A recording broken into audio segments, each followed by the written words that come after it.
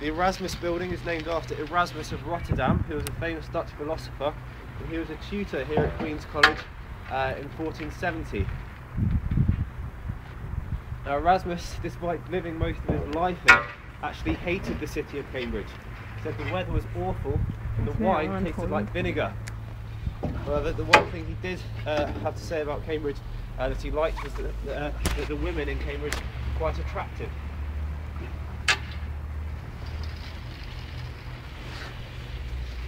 Come to King's College now, just on my right, founded in 1441 by King Henry VI.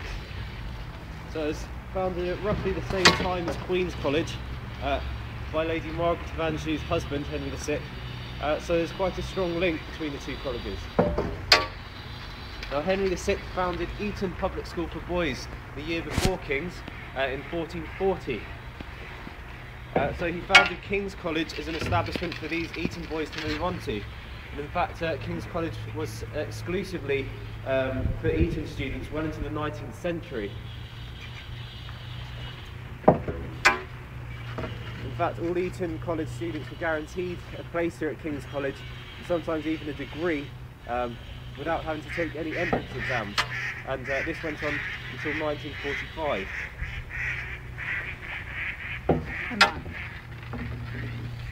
On my right we have the most famous and beautiful, very iconic building of Cambridge. This is King's College Chapel.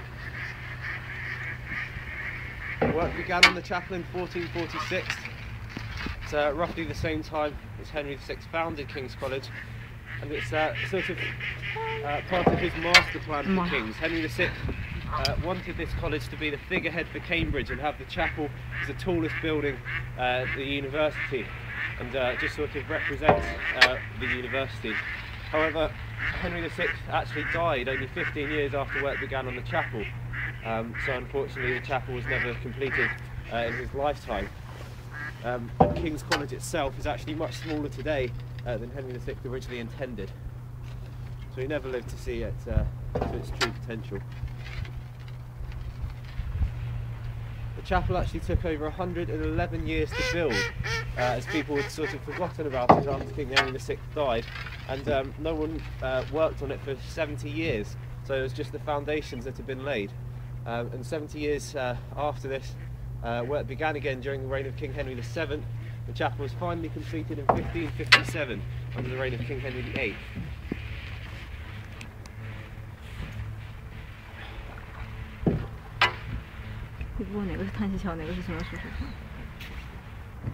We're coming up to Clare College, generally regarded as the most beautiful college in Cambridge. This is Clare Bridge, the oldest bridge in Cambridge. It was built in the 1600s, designed by Sir Thomas Grumbold. He was a very talented architect. He was great at buildings, awful at bridges, and this bridge is no exception. If you look at the arch to my left, you can see that it's leaning very heavily to one side. It's very warped because he didn't calculate the foundations very well in the riverbank. So they actually began, this whole side of the bridge began to sink before they'd even finished building it. Clare College is the second oldest college in Cambridge, and the oldest college on the river, founded in the late 1300s, originally under the name University College. It had to be refounded after losing most of its money, so it was refounded by a woman named Lady Elizabeth de Clare, hence its current name.